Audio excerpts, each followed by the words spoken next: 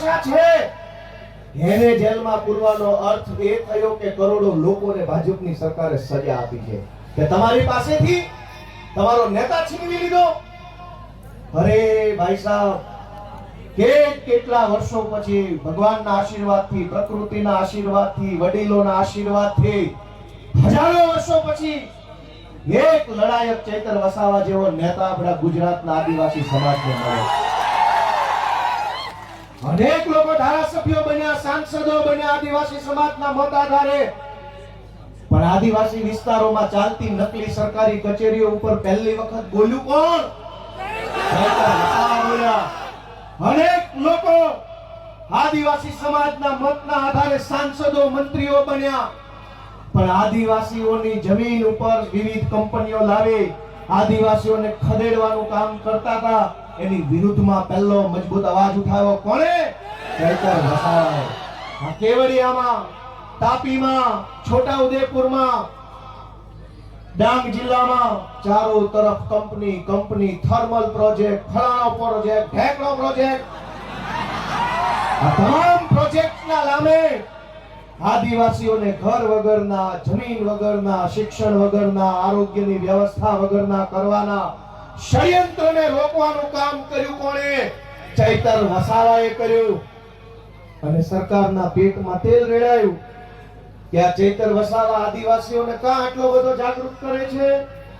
કેમ આદિવાસી યુવાનોને જગાડે છે? કેમ સુતેલો આદિવાસી સમાજને જાગૃત કરવાનું કામ કરે છે?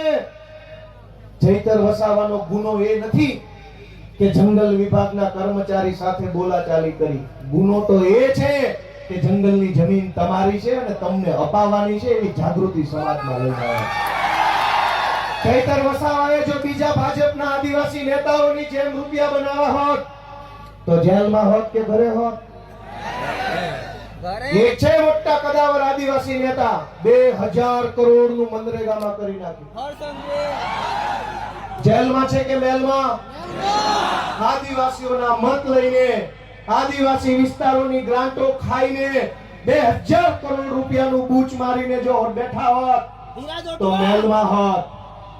પણ જેણે આદિવાસીઓને પાય બચાવવાનું કામ કર્યું, આદિવાસી બાળકોના શિક્ષણ માટે લડાઈ લડ્યા, વિસ્થાપિતો માટે બોલ્યા, ગરીબ દીકરીઓ માટે બોલ્યા, તમામ પ્રકારની યોજનાના લાભ અપાવવા માટે બોલ્યા, એ ચૈતરભાઈને જેલમાં પૂર્યા. વિધાનસભામાં આજની તારીખમાં જેની ઉપર ગુજરાતની હાઈકોર્ટે આદેશ કર્યો હોય કે આ ધારાસભ્ય ઉપર બળાત્કારની એફઆઈઆર નોંધો, જેની ઉપર બળાત્કારની એફઆઈઆર છે એ આજે વિધાનસભામાં છે. આજની તારીખમાં ધારાસભ્ય છે, જેલમાં નથી, બળાત્કારના આરોપી. જેની ઉપર મનરેગા કૌભાંડનો 2000 કરોડનો આરોપ છે એ વિધાનસભામાં ધારાસભ્ય થઈને બેઠા છે. જેની ઉપર જમીનો પચાવી પાડવાનો કેસ ચાલે છે 200 કરોડનો, એ અત્યારે ધારાસભ્ય છે. ગુજરાતના તમામ ચોર, લુચ્ચા, લફંગા, લબાડ, તોડબાજ, બળાત્કારી, ભ્રષ્ટાચારી, હૈયા ગુંડા કરનારા બધા જ લોકો આલિશાન જિંદગી જીવે છે. અને એક મામૂલી ગુનાની અંદર ચૈતર વસાવાને 7 વર્ષની સજા.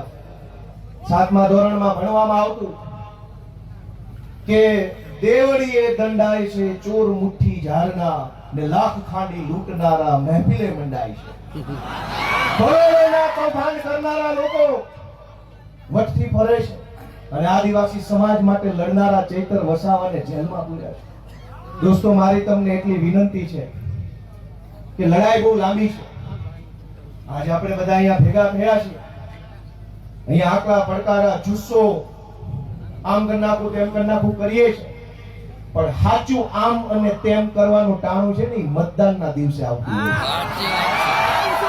લોકશાહી છે, આમ તેમ જે કાંઈ, અને નર્મદા જિલ્લા વાળાએ તો આમ તેમ કરીને બતાવી દીધું છે કે આમ થાય.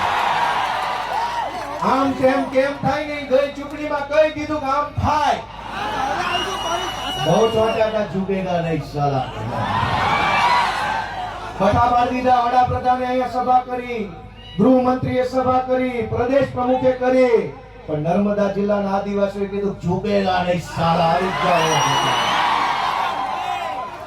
આને કહેવાય અસલ ટાઈગર. પણ દોસ્તો હું તમને છેલ્લી 2-3 વિનંતી કરીશ કે ચૈતરભાઈનો ગુનો શું? આ ભાજપવાળા ટીવીમાં સોશિયલ મીડિયામાં ચૈતરભાઈને બદનામ કરવાનું કામ કરે કે એને વન વિભાગ વાળાને આમ તેમ કહી દીધું, ધાક ધમકી કરી લીધી. તમારા વન વિભાગ વાળા તમારા પોલીસ વાળાએ અમારી હારે જે ધાક ધમકી કરી છે ને એની સજા 700 વર્ષ આપો તો ઘટે એમ છે. આખા ગુજરાતમાં સરકારી માણસો જનતા હારે કેવું વર્તન કરે છે? સરકારી મામલતદાર, સરકારી પીએસઆઈ, સરકારી ટીડીઓ, સરકારી પ્રાંત, સરકારી આરએફઓ, આ બધા જ લોકો રાજ્યની નાની નાની જનતા સાથે કેવું વર્તન કરે છે? ઈ વર્તનની જો સજા આપવા બેસીએ ને તો એકેય માઈનો લાલ ઓફિસમાં બેસી નહીં શકે, બધાને જેલમાં પૂરવા પડે. ચૈતર વસાવાએ 4 શબ્દો શું કીધા તો માઠું લાગ્યું. પણ દોસ્તો ચુકાદો હવે જનતાની અદાલતમાં લાવવાનો છે. તમારે નિર્ણય કરવાનો છે કે આજ ચૈતર વસાવાને તમારા આશીર્વાદથી એક વખત ગુજરાતની સરકારમાં બેસાડો, પછી ખબર પડશે કે કેવી રીતે ન્યાય કરી શકાય. આપણે ક્યાં સુધી અન્યાય સહન કરવાનો? માંડ કરીને એક નેતા મળે, એક બાજુ બધા ભ્રષ્ટ નેતાઓ સમાજ માટે બોલે નહીં, લડે નહીં, અવાજ ઉઠાવે નહીં, ચૂપ થઈ જાય. એક બાજુ માંડ એક બોલનારો નેતા મળ્યો હોય, એને જેલમાં પૂરી દેવો. ગુજરાત ભરની જનતાને હું તો વિનંતી કરું છું, માત્ર આદિવાસી સમાજ નહીં, જે કાંઈ પણ થોડા ઘણા બોલનારા નેતા વધ્યા છે ને એની સાથે રહેજો, એને ટેકો આપજો, એની પડખે રહેજો. નહીંતર ગુજરાતમાં કોઈ બોલે છે. સરકાર એમ ઈચ્છે છે કે કોઈ પણ માણસ ભાજપની સામે બોલવો ન જોઈએ, કોઈ માણસ ભાજપની સામે અવાજ ન ઉઠાવવો જોઈએ, એવું સરકાર ઈચ્છે છે. પણ કેટલાક માણસો ચૈતર વસાવા હોય એ પ્રકૃતિમાંથી પેદા થયેલા હોય, કોઈના બાપથી નો બીવે, સરકાર હોય કે સરકાર હોય કે જે હોય. અને આ જળ, જમીન, જંગલ કોનું છે? સરકારનું છે.